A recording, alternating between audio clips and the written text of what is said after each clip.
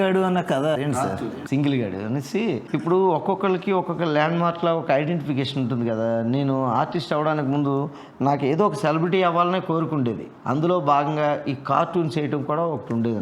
నాకు తెలిసి ఒక 6వ తరగతి నుంచి వెయ్యిగా డిగ్రీలోకి వచ్చాక పబ్లిష్ అయింది ఫస్ట్ కార్టూన్. కానీ ఈ మధ్యలో నేను ఎక్కడ ఆపలేదండి, విచిత్రం. ఇలాగే నేను యుద్ధం చేసినట్టు వేస్తుంటే కొంతకాలానికి ఆంధ్రభూమి మ్యాగజైన్లో కార్టూన్స్ వేయటం ఎలా అని కూడా వాళ్ళు వచ్చేవారు. ఎలాంటి పెన్ వాడాలి, ఎలాంటి పేపర్ వాడాలి, ఏ సైజులో వేయాలి, అవి కూడా అవన్నీ తెలుసుకుని అప్పుడు మళ్ళీ వెయ్యిగా డిగ్రీలోకి వచ్చాక పడింది. డిగ్రీలోకి వచ్చాక ఆటోమేటిక్ మన ఫ్రెండ్ సర్కిల్ ఉంటారు కాబట్టి ఆ కార్టూన్స్ పడితే నేను చూపించేవాడిని. కార్టూన్ బాగుందని నవ్వుకునేవారు. కానీ అది నువ్వే వేసేవాడిని, గ్యారంటీ ఏంటి అనేవారు. తెలియదు కదా. పేరు రాసిన రాఘవన్ ఉంది కదంటే నువ్వే ఇంకో రాఘవ ఉండొచ్చు కదా, అది ఉండదు. అబ్బా అయితే మనం కరెక్ట్ కాదే, ఇది ఎలాగా. చాలామంది కార్టూన్స్ ఉంటారు, వాళ్ళు వేసి స్టార్స్ అయిపోయాక వాళ్ళు ఎలా ఉంటారో చూడాలని అనుకుంటాడు పాఠకుడు. అప్పుడు వాళ్ళ ఫోటో ఏ ఎంట్రీలో వస్తే చూస్తే వాళ్ళకి కనెక్ట్ అవుతారు. అలా ఇప్పుడు మల్లిక్ గారు ఉన్నారు, ఓకే, ఎంత పెద్ద గ్రేట్ కార్టూనిస్ట్ ఆయన.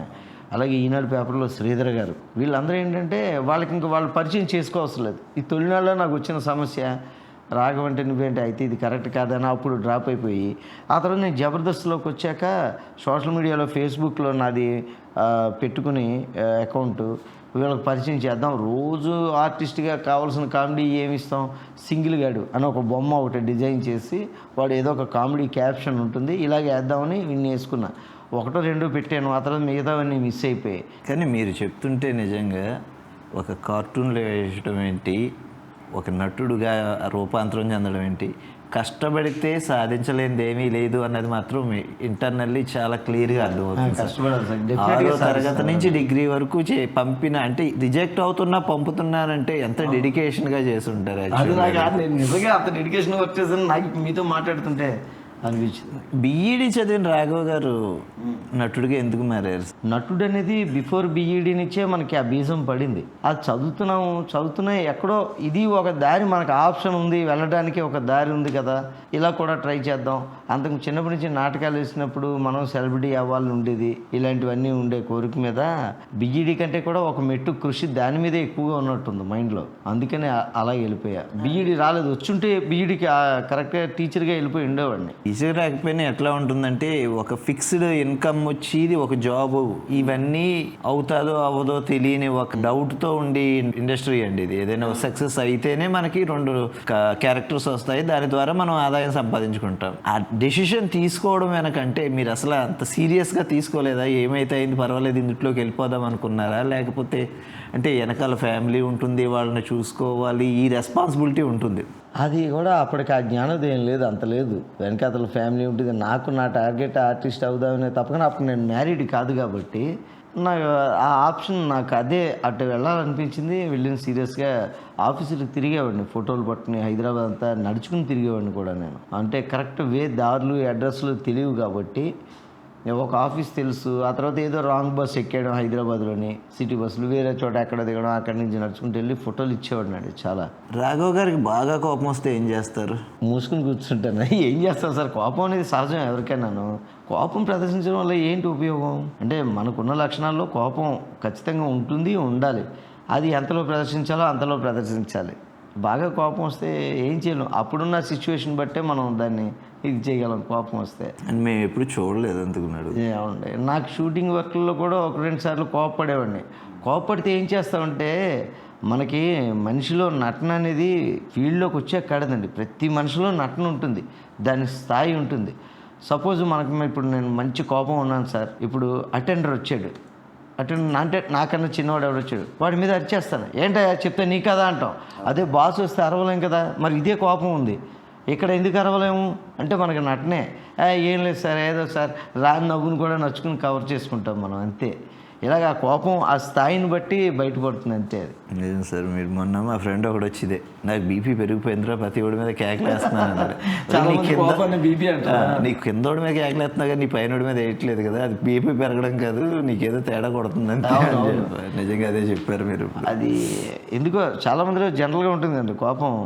మనకి ఎవరి మీద అయితే చనువు ఉందో వాళ్ళ మీద కోపాన్ని ప్రదర్శిస్తాం. మనకంటే పెద్దోడు వస్తే కోపం బయటికి రానివ్వం కూడా.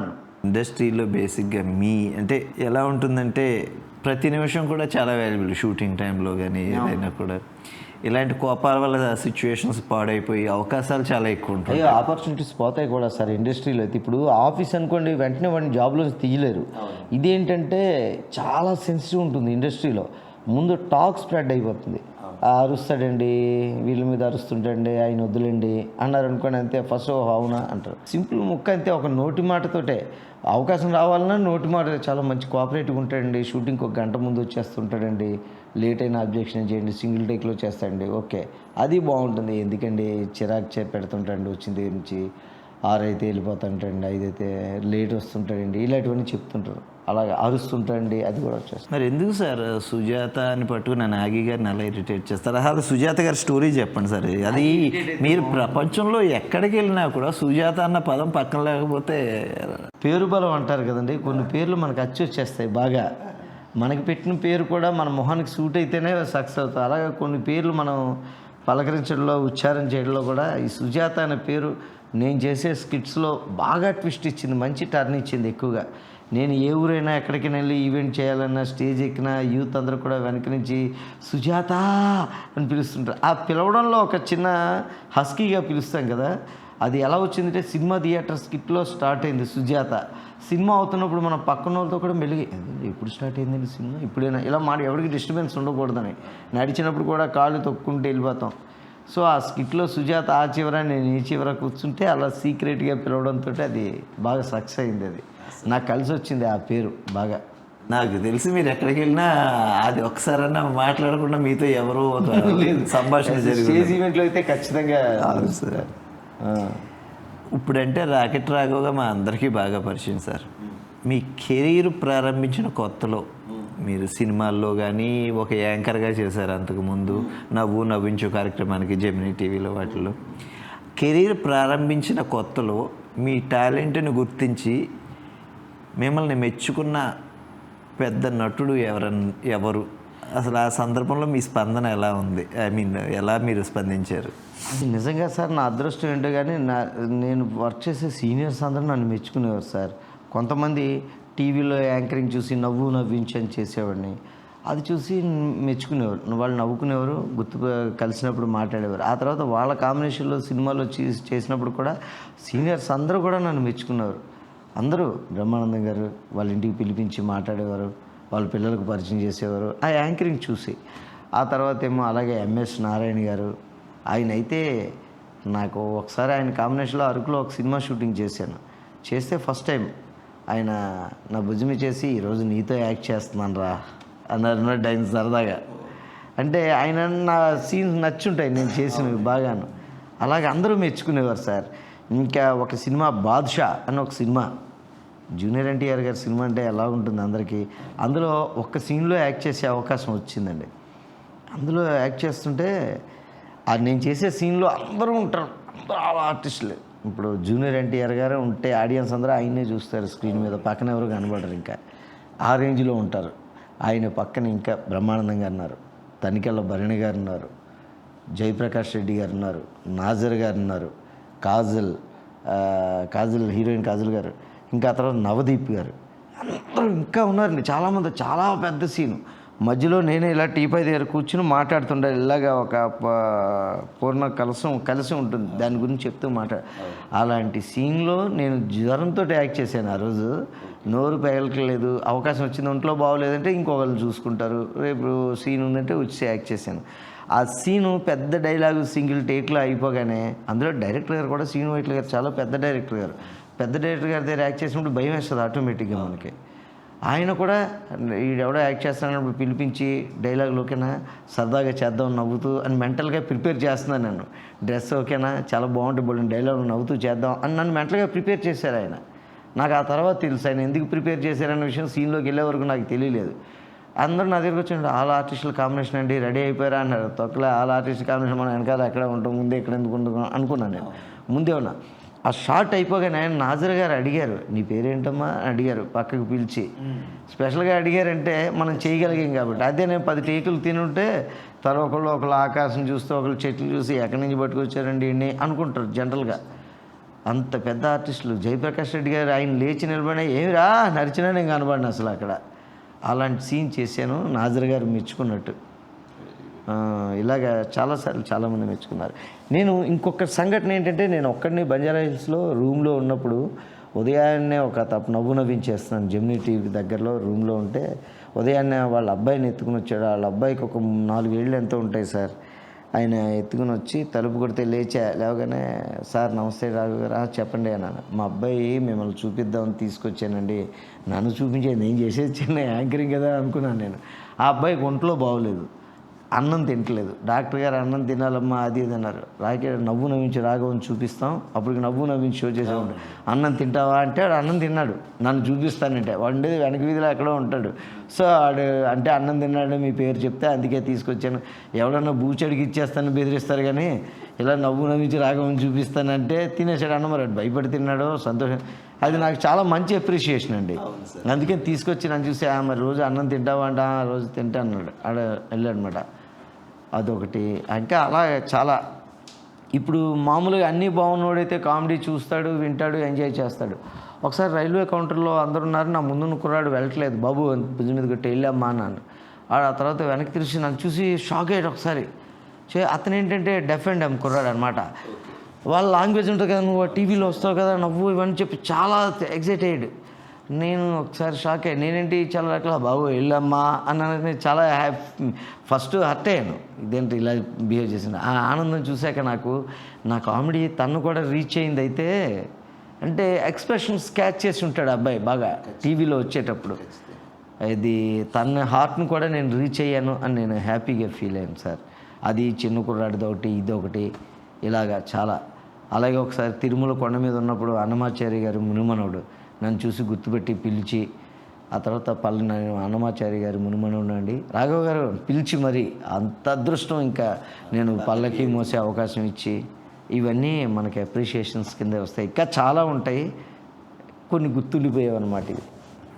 నిజంగా సార్ మీరు అన్నట్టు ఒక నటుడికి మాత్రమే, ఎందుకంటే మిగతా వృత్తుల్లో ఉన్నా కూడా ఒక నటుడికి దొరికినంత నేను చూస్తున్నా 2 రోజుల నుంచి. మీరు బయటికి వెళ్తే సింగపూర్లో కూడా ఎక్కడికి పోగండుకు ఒకళ్ళు వచ్చి పలకరించకుండా ఎవరో కనపడట్లా తెలుగు వాళ్ళు. నిజంగా అదృష్టం అండి. సార్ మీరు రజనీకాంత్ గారిని ఏదో ఒక సందర్భంలో కలిసినట్టున్నారు సార్. అది లింగా సినిమా షూటింగ్ అక్కడే జరుగుతుంటే ఆయన రూమ్కి వెళ్ళి ఒకసారి కలిసాను. చాలా సింపుల్. అసలు రూమ్లోకి బయట బౌసర్స్ వాళ్ళు ఉంటారు కానీ ఎవరు ఆపలేదు, ఏం చేయలేదు. వెళ్ళాక సార్ కనిపించి నమస్తే పెట్టి ఒక ఫోటో అడిగితే అసలు వెయిట్ చేసినంతసేపు లేదు అసలు ఆయన కలిసి తీయటానికి, అబ్జెక్షన్ చేయడం కానీ ఏం లేదు. సరదాగా రజనీకాంత్ గారిని కలిసా, పెద్ద హీరోస్ అందరినీ దాదాపు కలిసే అదృష్టం వచ్చిందండి. సార్ వీళ్ళందరినీ చూడడం వల్ల మీకు మామూలుగా కూడా అంటే ఒక కామన్ పర్సన్ మన దగ్గరికి వచ్చి ఏదైనా మాట్లాడాలనుకున్నప్పుడు మనం ఎలా ప్రవర్తించాలి అన్నది ఇలాంటి వాళ్ళని చూసే మేబీ మోస్ట్లీ మీరు నేర్చుకుని ఉంటారు కూడా బేసిక్గా అంత. ఎందుకంటే చూస్తున్నాం కదా, డౌన్ టు ఎర్త్ ఉండే పర్సన్లు చెప్పుకోవాలంటే రాఘవ్ గారు, అందుట్లో ఏమీ లేదు. మీరు డ్రాయింగ్ వేస్తారని చెప్పారు, అది కాకుండా మాకు తెలియని టాలెంట్ ఇంకేమన్నా ఉందా మీలో? తెలియని టాలెంట్ అంటే కొత్తలో మిమిక్రీ చేసేవాడిని సార్. అసలు అంటే నాకు ఏదో ఒక సెలబ్రిటీ అవ్వాలని కొరుకుతున్నప్పుడు మిమిక్రీ కూడా చేసేవాడిని. మిమిక్రీకి ఏంటంటే పల్లెటూరులోని అప్పట్లో అక్కడ ఉన్నప్పుడు స్టేజ్ల మీద ఏవో చేస్తుండేవాడిని. అలాగా నాకు తరచూ గట్టిగా అరిస్తే థ్రోట్ పాడైపోతుంటుంది, థ్రోట్ ఇన్ఫెక్షన్స్. దాంతో ఆ మిమిక్రీ ఏంటంటే వాయిస్లు కొత్త వచ్చేస్తుంటాయి, అన్నీ అప్డేట్ చేసుకోవాలి, కొత్త చెయ్యాలి. అందులో మిమిక్రీ అనేది స్పాట్ జడ్జిమెంట్ ఉంటుంది, ఎదురుగుండా ఆడియన్స్ కూర్చుంటారు, నవ్వుతుండాలి. ఈ థ్రోట్ నాకు ఎక్కువ సహకరించేది కాదు. దాంతో మిమిక్రీ చేయగా నాకు తెలియకుండానే మళ్ళీ దూరం అయిపోయాను అనమాట. అలాగా మిమిక్రీకి ఒక్కొక్కసారి టైం ఇబ్బంది వల్ల లేకపోతే ఏదో కొన్ని కారణాలతో డ్రై స్కిట్ని మనం పర్ఫామ్ చేయాల్సి వస్తుంది సార్. మనకు తెలుసు కంటెంట్ చేయాలి. అటువంటి టైంలో మీరు అంటే ఒక టీమ్ లీడర్గా తీసుకునే ఎక్స్ట్రా కేర్ ఎట్లా ఉంటుంది? అది గాడ్స్ గిఫ్ట్ లాగా ఆ టైంకి మ్యాజిక్లా చేంజ్ అయిపోతుంటాయి సార్.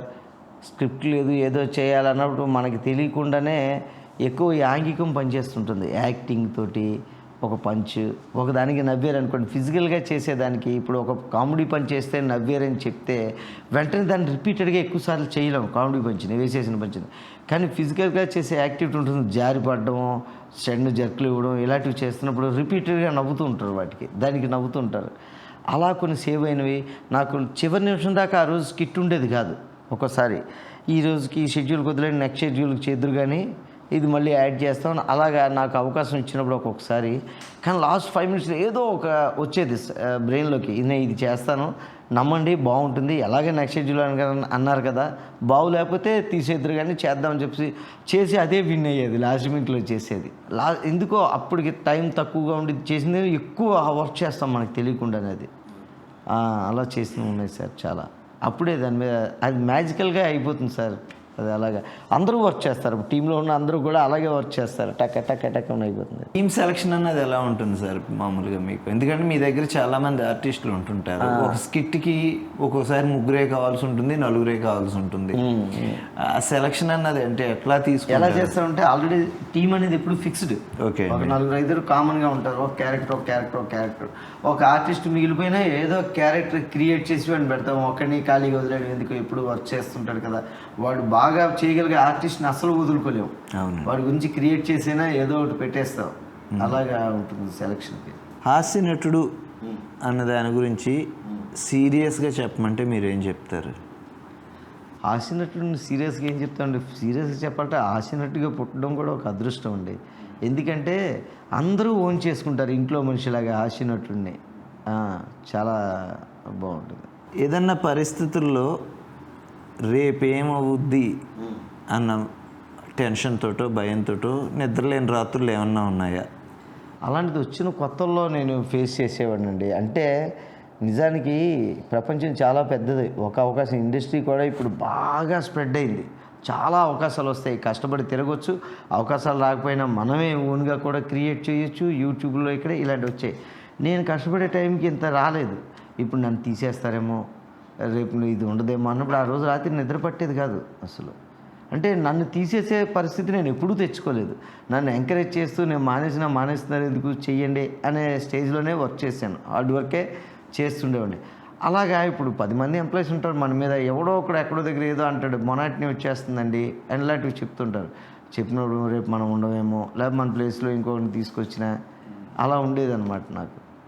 అప్పుడు కాస్త టెన్షన్ పడేవాడిని, కానీ ఫైనల్గా నేనే గెలిచేవాడిని. మళ్ళీ అక్కడ నాకే ఉండేది ఆ సీటు. అలాగా వచ్చేసేవాడిని. అప్పటి నుంచి ఇప్పుడు దాకా ఆ స్ట్రెస్ని తట్టుకోవడానికి మీరు ఫాలో అయ్యే టెక్నిక్స్ ఏంటంటే మాలాంటి వాళ్ళు అందరికీ కూడా ఉపయోగపడతాయి. అసలు ఆ స్ట్రెస్ని మీరు ఎలా మేనేజ్ చేసుకుంటుంటారు? ఫ్రెండ్స్తో మాట్లాడటమే సార్. ప్రత్యేకించి స్ట్రెస్ని పోగొట్టుకోవడం అంటే కనుక ఇప్పుడు మనం ఏం చేస్తామంటే, సపోజ్ ప్రాక్టికల్గా చూడాలంటే మనం పొయ్యి దగ్గర ఉన్నాము, కాలితే మనం కొద్దిగా ఎవేగా వెళ్ళిపోతాం. చక్కని కాలుగా అంటే వంటగది నుంచి బయటకు వచ్చేస్తాం, కాసేపు ఫ్యాన్ కింద ఎక్కడో కూర్చుంటాం. స్ట్రెస్ కూడా జస్ట్ లైక్ అలాగేనండి. మనకి అక్కడ బాగా ప్రెషర్ పెట్టిందంటే ఒక 5 నిమిషాలు ఎవేగా వచ్చేయాలి, బయటకు వచ్చేయాలి. ఫ్రెండ్తో మాట్లాడతామా, టీవీ చూస్తామా, మొబైల్ చూస్తామా, ఏదో ఒకటి. లేకపోతే కొంతమంది టీ తాగుతాడు, అలవాటు ఉన్న వాళ్ళు సిగరెట్ కాలుస్తారు. కాస్త అంటే ఒక్కొక్కడికి ఒక్కొక్క వేలో రిలీఫ్ దొరుకుతుంది ఆ స్ట్రెస్ నుంచి. ఈ ప్రశ్న ఎందుకు అడిగానంటే అండి, తెలుగు టీవీ సినీ రంగాల్లో ఇప్పుడున్నంతమంది కామెడియన్స్ అసలు ఇంతకుముందు ఎప్పుడూ లేరు. కొత్త వాళ్ళు వస్తున్నారు, పాత వాళ్ళు అంతే స్ట్రాంగ్గా ఉంటున్నారు. ఇంతమంది మధ్య పోటీ అనేది ఒక పక్కన పెడితే మన యూనిక్నెస్ని, మన ప్రత్యేకతని నిరూపించుకోవడానికి అది మామూలు విషయం కాదు. చాలా తలపగలు కొట్టుకుంటూ అవునండి. దాని గురించి అసలు అంటే ఎలా ఆలోచిస్తుంటారు? వచ్చి పాత వాళ్ళని ఎలా కంపేర్ చేసుకుంటారు? వచ్చే వాళ్ళని ఎలా చూస్తుంటారు? ఇదంతా పాత వాళ్ళ దగ్గరేమో అనుభవం ఉంటుంది, వాళ్ళు పైగా వాళ్ళకంటూ ఒక ఓన్ క్రియేట్ చేసుకున్న వాళ్ళు. కొత్త వాళ్ళు ఎవరన్నా రాగానే ముందు పాత వాళ్ళ ప్రభావం మన మీద ఉంటుంది, మనకు తెలియకుండానే వాళ్ళు ఇమిటేట్ చేస్తుంటాం, అదొకటి ఉంటుంది.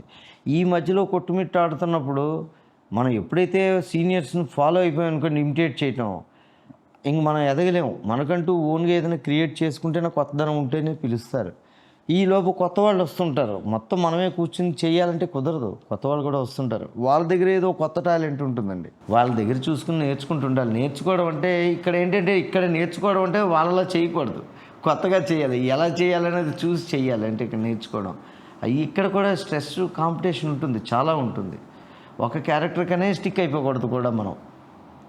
ఇప్పుడు చాలామంది చూస్తుంటే విలన్స్ కామెడీకి వస్తారు, కొంతకాలం అయిపోయాక కొత్త విలన్స్ వస్తుంటారు. మొన్నటి వచ్చినప్పుడు వాడు కామెడీకి వస్తాడు, లేకపోతే కమెడియన్ విలన్ అవుతాడు, లేకపోతే హీరో క్యారెక్టర్ చేసేవాళ్ళు విలన్గా టర్న్ అవుతుంటారు. ఏదైనా స్పెషల్ క్యారెక్టర్ చేస్తుంటారు. రాఘవ్ గారు నెక్స్ట్ అవతారం ఏంటి? అది మన చేతుల్లో లేదు సార్. మన అవతారం మనం వర్క్ చేయడమే. దారి నెక్స్ట్ ఏమొస్తుందో మనం చెప్పలేం. మన వర్క్ మనం చేసుకుంటే వచ్చిన అవకాశాలను ఉపయోగించుకుంటూ చేయటమే సార్. కామెడీ కాకుండా చేసిన క్యారెక్టర్లు ఎన్నో ఉన్నాయండి? కామెడీ క్యారెక్టర్ కాకుండా నాకు పెద్దగా ఏం రాలేదండి. క్యారెక్టర్ ఆర్టిస్ట్ 1-2-3 సార్లు ఈ మధ్య ఏదో కొన్ని అంటే ఫాదర్ వేషాలు ఇలాంటివి అవకాశం వచ్చాయి. నేనే అన్నా ఇంకా పండించలేనేమో, అంత 100% సూట్ అవునేమో ఇంకా దానికి అనిపించింది నాకు. ఈ ఏజ్కి ఫాదర్ చేయకూడదు సార్. మీరు ఎప్పుడు మరి చిన్నపిల్లలు ఫాదర్ క్యారెక్టర్ ఏమంటే టీనేజ్ కుర్రాళ్ళని అదే అంటే వాళ్ళు ఏదో ప్రయోగం చేద్దాం అనుకుని ఉంటారు, చిన్నపిల్లలతో ఫాదర్ క్యారెక్టర్ చేయించడం అన్నది. అందుకని చెప్పి నాకే భయం వేసింది. ఎందుకంటే వన్స్ అటు జంప్ అయితే ఇటు రాలేము, కానీ ఖచ్చితంగా ఏదో ఒక రోజు అటు జంప్ అవ్వాలి. కానీ ఇప్పుడే జంప్ అయితే వెనక్కి రాలేము. అది హాస్యాన్ని బాగా పండించే రాఘవ్ గారికి ఏ రకమైన సినిమాలు అంటే బాగా ఇష్టం? హాస్యమైన సినిమాలేనండి ఎక్కువ. నేను ఫ్యామిలీ ఎంటర్టైనర్స్ కామెడీగా ఉండేవే ఎక్కువ నేను చూసి. సినిమా అంటేనే ఎంటర్టైన్మెంట్ 2 గంటలు మనం నవ్వుకోవాలి. లేకపోతే మంచి ఫీల్ గుడ్ మూవీస్, ఈ కామెడీ మూవీస్ని ఎక్కువ లైక్ చేస్తాను. కాసేపు నవ్వుకోవాలి, ఆ ఫీల్ గుడ్ మూవీస్ చూసి మనం ఆ ఫీల్డ్లోకి వెళ్ళాలి, కొత్త లొకేషన్స్ అవి చూడాలి. దాంట్లోని 2.5 గంటలు కాస్త హ్యాపీగా ఫీల్ అయ్యి రావాలని నేను కోరుకుంటాను. ఇప్పుడు రవితేజ గారి సినిమాలు ఎలా ఉంటాయి, entertainment, Chiranjeevi comedy, fight, dance అన్నీ ఉంటాయి. ఇవి చూస్తుంటాను అన్నమాట. అర్ధరాత్రి ఒకళ్ళు కూర్చుని హర్రర్ సినిమాలు చూడడం ఇలాంటి మా ఫ్రెండ్స్, మా ఇంట్లో వాళ్ళు కూడా హర్రర్ సినిమా చూసి రాత్రి అంతా తెల్లవారులు కూర్చుని హనుమాన్ చాలీసా చదువుకుని బొట్లు పెట్టినంటే సాయంత్రం హర్రర్ సినిమా చూసానండి అంటే ఇలాగా చాలామంది నా ఫ్రెండ్స్ కూడా ఉన్నారు. హర్రర్ సినిమా చూసి నైట్ అంతా మనం తలుచుకుని అదొక థ్రిల్, అదొక జానర్. దాన్ని లైక్ చేసే వాళ్ళు ఉంటారు, పూర్తిగా దాన్ని కొట్టిపారేయలేము. కానీ బట్ నేను లైక్ చేసేది అంటే ఈ ఎంటర్టైనర్స్ బాగా లైక్ చేస్తాను, కామెడీ. ప్రతి జీవితంలో ఒక మలుపు ఉంటుంది సార్. కొంతమంది పరిచయం అవడం వల్ల ఆ మలుపు మన జీవితంలో మలుపు తిప్పే సంఘటనలు జరిపే కొంతమంది వ్యక్తులు, వాళ్ళ వల్ల అది మనకి ఉపయోగం పడవచ్చు, లేదంటే వాళ్ళ వల్ల మనం కొంచెం తగ్గాల్సి రావచ్చు. ఇలాంటిది ఏమన్నా మాతో పంచుకుంటారా సంఘటనలు మీ జీవితంలో? ఇంతవరకు నేను స్ట్రైట్గానే వచ్చేసాను సార్. ఎక్కడా మలుపులు లేవు అసలు. పరిచయం అవుతారు మన జర్నీలో, చాలామంది పరిచయం అవుతూ ఉంటారు. అలా అవకాశాలు వస్తూ ఉంటాయి, వెళ్తూ ఉంటాం. అలాగా నాకు మలుపు తిరిగే అంత పరిచయం మలుపులు ఎక్కడ రాలేదు. మీరు ఏది అడిగినంటే మీరు ఎంత పాజిటివ్గా ఉంటారో అంతే పాజిటివ్గా మాట్లాడుతున్నారు. నేననేది ఏంటంటే ఇప్పుడు మా అలాంటి వాళ్ళు ఎవరైనా సరే ఒక ఇండస్ట్రీకి వచ్చిన వాళ్ళు తీసుకోవాల్సిన జాగ్రత్తలు కూడా ఇలాంటివి మీరు ఏమన్నా షేర్ చేసుకుంటే దానివల్ల ఇలాంటి పాజిటివ్ వే అంటే నేను బాగా లైక్ చేస్తాను సార్. ఎక్కువగా నేను లేదు, కాదు ఇలాంటి ఆన్సర్లు కూడా లైక్ చేయలేను. అలాంటప్పుడు నాకు కొద్దిగా కోపం వచ్చేస్తుంది. లేదు, కాదు, నో ఇలాంటి ఆన్సర్లు కాకుండా, ఇప్పుడు సపోజ్ ఒక షాప్కి వెళ్ళాలనుకోండి, సపోజ్ ఒక వస్తువు కొనుక్కోవాలనుకోండి, అక్కడ అది ఉంటుందో లేదో మనకు తెలీదు. అసలు షాప్ క్లోజ్ చేసి ఉంటుందో లేదో తెలీదు. ముందు వెళ్ళిపోతాం. రాత్రి ఇప్పుడు 10 అయితే షాపులు క్లోజ్ చేస్తారు, ఉండదు. ఒక 5 నిమిషాలు టైం ఉంది అంతే. అక్కడికి వెళ్తే ట్రై చేస్తే ఏముంది, ట్రై చేద్దాం అని ఈ పాజిటివే ఉంటుంది. నాకు తెలియకుండానే అది చాలా రోజులు బట్టి నాకు అలవాటు. అది వద్దులే క్లోజ్ చేస్తారు చూసుకోవచ్చులే అనుకోండి, నేను వెళ్దాం ఉందనుకోండి, ఆ షాప్లో ఉండొచ్చు. లేదంటే ఇంకో ఆ ప్రయత్నం వల్ల వాడు ఇంకా అప్పుడే షట్టర్ క్లోజ్ చేసే టైంలో ఉంటాడు. అంతేమా రండి అని చెప్పి ఇచ్చి మనం పంపించేస్తాడు. క్లోజ్ చేసేస్తాడు. మనం ఇంటి దగ్గరే డ్రాప్ అయిపోతే ఆ రోజుకి ఆ పని అవ్వదు అప్పటికి. కానీ ప్రయత్నం చేయడం వల్ల ఏముంది, కాసేపు బయట తిరుగుతాం, ఫ్రెష్నెస్ ఉంటుంది. ఆ షాప్ కాకపోతే పక్క షాప్లో తీసుకోవచ్చు. ఇలాంటివి ఉంటాయి అన్నమాట. చాలా నాకు అవి నేను అనుభవంగా తెలుసు కూడా అప్పుడప్పుడు తప్పులు చేస్తుంటాను. ఏంటి అంటే బద్దకించడం. ఇప్పుడు సపోజ్ షాపింగ్ నా అనుభవాలే చెప్తాను సార్. నేను ఏదో ఒకటి కొనుక్కోవాలనుకున్నాను సార్, సబ్బే కొనుక్కోవాలనుకున్నాను. ఎప్పుడు వెళ్ళే షాప్ నాకు అలవాటు. ఈ దారిలో 10 షాపులు ఉంటాయి, లేదా ఆ షాప్లను కొనుక్కుందాం అనుకుంటా. ఇవన్నీ దాటుకుని అక్కడికి వెళ్ళాక ఆ షాప్ క్లోజ్ ఉంటుందండి. వెనక్కి వచ్చేదారులు ఎన్ని క్లోజ్. అందుకని అప్పుడు నేను తెలుసుకున్నది అంటే అవకాశం వచ్చినప్పుడు ఉపయోగించుకోవాలి. ముందు ఈ షాప్ దగ్గర ఉన్నాం కదా, ఇప్పుడు మనం సబ్బు మాత్రాన ఆ షాప్ ఏం క్లోజ్ చేసేయడం, నష్టం వచ్చేసి రాఘవ నా దగ్గర సబ్బు కొనలేదు నష్టం వచ్చేసి నేను క్లోజ్ చేయడు కదా సార్. మనకు సబ్బు కావాలి, ఇక్కడ షాప్ ఓపెన్ అయితే వెళ్ళి కొనేయాలి అంతే టక్మని. అది కూడా తర్వాత ఒకసారి తెలుసుకున్న ముందు ఇక్కడ కొనేయాలి. ఇలాంటివన్నీ కూడా అవకాశం అందిపుచ్చుకోవాలి వచ్చినప్పుడు అంతే. ఫస్ట్ రీసెంట్గా నటించిన సినిమాలు ఏంటి సార్? ప్రజెంట్ గేమ్ చేంజర్ సినిమాలో చేస్తున్నానండి. రామ్ చరణ్ గారి సినిమా నా లైఫ్లోనే ఇప్పటి వరకు నేను చేసిన సినిమాలో అత్యంత పెద్ద సినిమా. ఎందుకంటే శంకర్ గారు, రోబో శంకర్ గారు ఎంత పెద్ద డైరెక్టరు, రామ్ చరణ్ గారు గ్లోబల్ స్టార్ అయిపోయారు. ఇంత పెద్ద సినిమాలో చేస్తాను. దిల్ రాజు గారి సినిమా. ఆ సినిమాలో చాలామంది పెద్ద ఆర్టిస్టులు ఉంటారండి, వాళ్ళ కాంబినేషన్లో ఉంటా అలా చేస్తుంటా.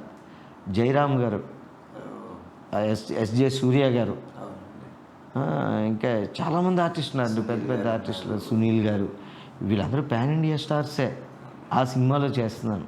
ఇప్పటి వరకు ఎందుకంటే మాకు రాఘవ గారు అంటే సుజాతగా ఎలా గుర్తుంటారో గెటప్లు కూడా చార్లీ చాప్లిన్గా కానీ లేకపోతే ఒక చాలా చాలా గెటప్లు వేశారు. నారదుడిగా వేశారు, రాజుగా వేస్తారు. అసలు ఇప్పుడు వరకు దాదాపు ఎన్ని గెటప్లు వేసి ఉంటారు సార్ మీరు? చాలా గెటప్ వేసాను సార్. ఆర్టిస్ట్ అనే వాళ్ళందరికీ కూడా గెటప్ వేయాలన్న కోరిక ఒకటి ఉంటుంది సార్. ప్లెయిన్గా కనబడే కంటే మనం గెటప్లో ఉన్నప్పుడు ఇంకా ఎక్కువ రీచ్ అవుతాం, ఇంకా చెయ్యాలని ఆత్రం ఉంటుంది, బాగా చేయాలని. అలాగే నేను స్కిట్స్లో నేను రాసుకునే స్క్రిప్ట్, నేను చేసుకునే క్యారెక్టర్ కాబట్టి సినిమాలో ఎప్పుడూ వస్తుంది, 10 ఏళ్ళకి ఒకసారి అవకాశం రావచ్చు గెటప్ వేసేది. స్కిట్లో రోజు ఎవ్రీ వీక్ నేనే క్రియేట్ చేసి నేనే వేయచ్చు. అలాగా చాప్లిన్ గెటప్ వేసాను, హిట్లర్ గెటప్ వేసాను, దశావతారం బామ్మ గెటప్, అది నాకు బాగా పేరు వచ్చింది సార్. ఆ దశావతారంలో కమల్ హాసన్ గారు ఎంత కష్టపడి దాన్ని చేస్తుంటారో ఆ గెటప్ చేసినప్పుడు కూడా. కానీ ఆ గెటప్ కూడా బాగా సెట్ అయ్యారు సార్. చూసాం కదా, నిజంగా ఆయన ఎంత కష్టపడ్డారో తెలియదు కానీ మీరు ఆ మేకప్ అది కూడా చాలా బాగుంటుంది. అప్పుడు జబర్దస్త్ డైరెక్టర్ గారు అన్నారు, నీవు ఈ గెటప్ బాగా వేసావు కదా, నువ్వు ఈ గెటప్ కమల్ హాసన్ గారి ముందు మీరు నువ్వు చేసేలా నేను చేస్తాను అన్నారు. ఒకరోజు ఆయన చేసేదో ప్రోగ్రామ్కి కమల్ హాసన్ గారే గెస్ట్గా వస్తే నన్ను పిలిపించి చేయమన్నారు ఆయన. అప్పుడు నేనేమో ఒక సినిమా షూటింగ్లో ఉన్నాను. అది అప్పుడు నైట్ చెప్తే ఉదయం సినిమా షూటింగ్ వదిలేసి అటు వెళ్ళలేని పరిస్థితి. ఆ డైరెక్ట్గా అన్నారు, నేను నీకు మాట ఇచ్చాను, పిలిచాను, నా తప్పేం లేదు, నువ్వే చేయలేకపోయావు అన్నారు. అలాగా కమల్ హాసన్ గారి ముందే యాక్ట్ చేసే అవకాశం దశావతారం బామ్మది మిస్ అయ్యాను. అది మీకు బాగా నచ్చిన గెటప్ ఏంటి? దశావతారం బామ్మ గెటప్పే, అది ఎక్కువ పేరు వచ్చింది. అలాగే సూర్యకాంతం గారి గెటప్ అండి. గెటప్ లేయడం చాలా రోజుల తర్వాత సూర్యకాంతం గారు, ఇప్పుడు దశావతారం బామ్మ అనేది ఏదో క్రియేట్ చేసిన గెటప్, అది జనరల్ కమల్ హాసన్ గారు చేశారు కాబట్టి అది చేసాం. సూర్యకాంతం గారు ఆర్టిస్ట్, ఆవిడ ఎంత రినోవ్డ్ ఆర్టిస్ట్, ఆవిడ అసలు ఎంత గ్రేట్ ఆర్టిస్ట్. ఆవిడ క్యారెక్టర్ చేయటం అనేది నాకు చాలా రోజులు బట్టి మైండ్లో, ఇప్పుడు నేను జెంట్ని కాబట్టి ఏదో ఒక మేల్ గెటప్ చేసేయచ్చు, కానీ సూర్యకాంత్ లేడీ గెటప్ కామన్ అయిపోతుంది జనరల్గా చేస్తే, కానీ పర్టికులర్ గెటప్ వేసినప్పుడు దాన్ని బాగా పండించారు. మాడ్యులేషన్ కూడా చాలా పర్ఫెక్ట్గా ఎక్కడో మైండ్లో ఉన్నారు, ఎలా చేద్దాం అంటే ఒక్కరోజు కుదిరిందండి. అది మనం అనుకున్నంత మాత్రాన వెళ్ళి చేసేసేది కూడా కాదు. మళ్ళీ ఆ గెటప్ చేస్తే మళ్ళీ నేను చేయగలనో లేనో కూడా అలా సూర్యకాంత్ గారి గెటప్ ఒకటి బాగానే మంచి అప్లాస్ వచ్చింది దానికి. సార్, జీవితంలో కొన్ని పనులు మనం చేసినప్పుడు కానీ సాధించినప్పుడు కానీ అనుకుంటాం, దీని తల్లి ఇదిరా నేను అనుకున్నది సాధించాను. అలాంటి ఏమన్నా నాకు ఫీల్డ్కి రావడమే నేను సాధించానని అనుకున్నాను సార్. నాకు ఊర్లో ఉన్నప్పుడే అసలు మేషర్ అబ్బాయిగా ఒక గుర్తింపు ఉండేది. అక్కడ చేశాను, అక్కడ స్టేజ్ మీద చేసి అక్కడే ఆగిపోలేదు. కానీ నాకు లోపల నాకు తెలియకుండానే ఆ కోరిక రన్ అవుతుండేది, అది మనం సాధించాలని. అలాగే నేను ఇండస్ట్రీకి వచ్చాక 10 మందికి తెలిసాం, ఇంకా సినిమాలో కూడా 10 మందికి తెలిసి పెద్ద క్యారెక్టర్ చేయాలని కోరిక. కానీ ఇక్కడికి వచ్చాం, సాధించావురా బాబు అనిపించింది నాకైతే అది. ఎందుకంటే ఎంతమంది వందలాది మంది తిరుగుతుంటారండి ఫోటోలు పట్టుకుని. ఆ ఇండస్ట్రీలోకి వచ్చేసాక కూడా పాపం టీ తాగడానికి కూడా డబ్బులు లేక వాళ్ళందరూ అరువులు పెట్టి తిరుగుతున్న వాళ్ళు కూడా ఉంటారు. వాళ్ళతో కంపేర్ చేస్తే అసలు ఎంత సాధించానని అనుకోవాలి. నేను కాస్త అంటే సాధించాల్సింది ఎవడైనా నేను ఇంతే, ఇంకా చాలా సాధించాలి. బట్ ఇప్పటికైతే ఓకే, నేను అనుకున్న దారిలోకి వచ్చేసాను, 10 మెట్లు ఎక్కాను అనుకున్నాను. నేను ఈ విజయంలో అదృష్టంది ఎక్కువ పాత్ర, హార్డ్ వర్క్ది ఎక్కువ పాత్ర? హార్డ్ వర్క్ చేస్తేనే అదృష్టం వస్తుంది సార్. నా దాంట్లో కొద్దిగా హార్డ్ వర్కే పాత్ర ఉంది సార్ నాది అదృష్టం కంటే. ఇంత సక్సెస్ సాధించారు, దాని వెనకాల ఎంత హార్డ్ వర్క్ ఉందో మాకు తెలుసు. కానీ కుటుంబం సైడ్ నుంచి మీకంటే ఇంత హార్డ్ వర్క్లో మీకు ఆ ఫ్యామిలీ సపోర్ట్ ఎలా ఉంటుంది? అలాగే మీతో ఉన్న అభిమాన గణానికి సరిపడా మీ అబ్బాయి మురారికి కూడా అభిమాన గణం ఉంది. అసలు ఆ మురారి ఇంట్రడ్యూషన్ ఎలా జరిగింది? ఈ రెండు నాకు కొంచెం చెప్పగలరా? ఇప్పుడు ఏ మనిషికైనా ప్రొఫెషన్లో ఎదగాలంటే ఫ్యామిలీ సపోర్ట్ ఖచ్చితంగా ఉండాలి. అందులో ఈ రంగంలో అంటే నాతో పాటు ఫ్యామిలీ కూడా కొంచెం నలిగిపోతుంటుంది, మెంటల్గా ఉండాలి. బయటికి కలిసి ఎక్కడ వెళ్ళలేము, కరెక్ట్గా తిరగలేము కూడాను, ఇబ్బంది ఉంటుంది. ఆ తర్వాత టైం, నా వర్క్కి ఒక టైం ఉండదు. ఇప్పుడు ఆఫీస్ వర్క్ అనుకోండి, ఉదయం నుంచి సాయంత్రంకి అయిపోతుంది, ఇంటికి రావచ్చు. నాకు ఒక్కోసారి సాయంత్రం వరకు అనుకుంటాం, మళ్ళీ సాయంత్రం చెప్తారు రాత్రి 10 వరకు ఉంటుందండి, లేకపోతే నైట్ 2 వరకు ఉంటుందండి షూట్ అని చెప్తారు. అది అప్పుడే జరుగుతుంది. అప్పుడు నేను చెయ్యను అని చెప్పకూడదు, నా వర్కే కదా, అది నా ప్రొఫెషనే. అది చేస్తే రేపు అది సక్సెస్ అవ్వచ్చు, చెప్పలేం. ఇలాగ ఉంటుందన్నమాట. ఫ్యామిలీ సపోర్ట్ ఖచ్చితంగా కావాలి. అది ఇది ఎదిగే వరకు వాళ్ళు కూడా నాతో ట్రావెల్ చేస్తూనే ఉండాలి. మరి ఇంకా తప్పదు. అవునండి. ఇలా ఉంటుంది. ఫ్యామిలీ సపోర్ట్ ఖచ్చితంగా ఉండాలి. అది ఖచ్చితంగా ఉంది. నాకు ఉంది కాబట్టే నేను చేయగలుగుతున్నాను, ఇంత దూరం రాగలిగాను. నాకు అది ఇంకా ఆ తర్వాత మా అబ్బాయి మురారి అదృష్టం, మరి అదేం అదృష్టం, వాడే అదృష్టం అది. నేను బలవంతంగా వాడిని ఇప్పుడు యాక్టర్ చేయాలి, చేసేద్దామని కూడా అనుకోలేదు. జబర్దస్త్ స్టార్ట్ అయ్యాక పుట్టాడు వాడు. ఆ తర్వాత జబర్దస్త్ స్కిట్లో చేశాడు. అది నాకు చాలా ఆనందమైన విషయం అండి. నాకు అది వీళ్ళు జబర్దస్త్లో కొత్తదనం కోసం అప్పుడప్పుడు మీ పిల్లలతో స్కిట్ చేయండి, ఇలా రండి, లేకపోతే వేరే ప్రోగ్రామ్కి పండగ ఈవెంట్ చేస్తున్నాం, పిల్లల్ని తీసుకురండి అని చెప్పేవారు. అలాగా తన రంగప్రవేశం జరిగిందనమాట మా మురారిది. వచ్చిన ఫస్ట్ దీంట్లోనే అందరినీ ఆకట్టుకున్నాడు. ఫస్ట్ ఎపిసోడ్ నుంచి కూడా అన్ని కామెడీగానే చేస్తూ తొందరగా డైలాగ్స్ చెప్పడం, వాడికి కొద్దిగా మెమరీ బాగా ఎక్కువ అనుకుంటా. చెప్పింది నేర్చేసిన చిన్న వయసులో వాళ్ళు స్క్రిప్ట్ చదవలేరు కదా. అవునండి. నువ్వు ఇలా చెప్పంటే అది చెప్పేస్తుండేవాడు. అలాగా ఒక పాపులర్ డైలాగ్ ఉంది, మీరు మురారి అంటారు, సారీ ఇలాంటివన్నీ కొద్దిగా వెంటనే చేసేస్తుండేవాడు. ఇన్స్టాలో కూడా నేను సోషల్ మీడియాలో ఉండేది తక్కువ. ఎప్పటికప్పుడు ఇంకా మనం పెంచుకుందాం, రేపే మెయింటైన్ చేద్దాం, ఆడియన్స్తో టచ్లో ఉందాం అని అనిపిస్తుంటుంది. బట్ నాకంటే ముందు అకౌంట్ వాడే ఓపెన్ చేసుకుని మురారే పెట్టుకున్నాడు. వాడికి నాకన్నా ఎక్కువ మంది ఉన్నారు ఇన్స్టాలోనే ఫాలోయర్స్. నేను ఇందాక అన్నా కదా, ఒక అభిమానంగా ఒక ప్రత్యేకించి ఫ్యాన్ బేస్ ఉందండి మురారికి. మొన్న నాకు ఎవరో మెసేజ్ పెట్టారు, ఇలా రాఘవ గారు వస్తున్నారంటే నాకు మురారి స్కిట్లు కూడా బాగా నచ్చుతాయి, నేను మురారిని కలవచ్చా అంటాను. సార్ మా సింగపూర్ తెలుగు టీవీ ప్రేక్షకులకి ఏం చెప్తారు సార్? సింగపూర్ రావడం చాలా ఆనందంగా ఉంది. సింగపూర్ తెలుగు టీవీలో ఇంటర్వ్యూ ఇవ్వడం ఇంకా ఆనందంగా ఉంది. ఎందుకంటే ఏ ఈవెంట్కో షూటింగో వచ్చుంటే అందరినీ ఒకసారి చూసుండేవాడిని. ఇప్పుడు నేను ఈవెంట్ కోసం రాలేదు కాబట్టి, మామూలుగా వచ్చాను కాబట్టి, మీ ద్వారా అందరినీ ఒకసారి నేను హాయ్ అండి, హాయ్ సింగపూర్లో ఉన్న తెలుగు వాళ్ళందరూ కూడా హాయ్, అందరికీ నమస్తే. ఇలాగ మిమ్మల్ని అందరినీ చూడడం నాకు చాలా ఆనందంగా ఉందండి. చాలా కృతజ్ఞతలు రాఘవ్ గారు, మీ విలువైన సమయాన్ని మా కోసం వెచ్చించారు. ఇలాగే మీ అనుకున్న లక్ష్యాన్ని మీరు ఖచ్చితంగా చేరాలి, ఇలాగే ఎంతోమందిని ఎప్పుడూ నవ్విస్తూ ఉండాలి. మాలాంటి వాళ్ళందరికీ మీలాంటి వారు ఇన్స్పిరేషన్గా నిలుస్తుంటారు. ఇదండి ఈరోజు మనకి శ్రీ రాఘవ గారితో ముచ్చట్లు. మళ్ళీ వారం వేరే కథతో కలుద్దాం. ధన్యవాదాలు.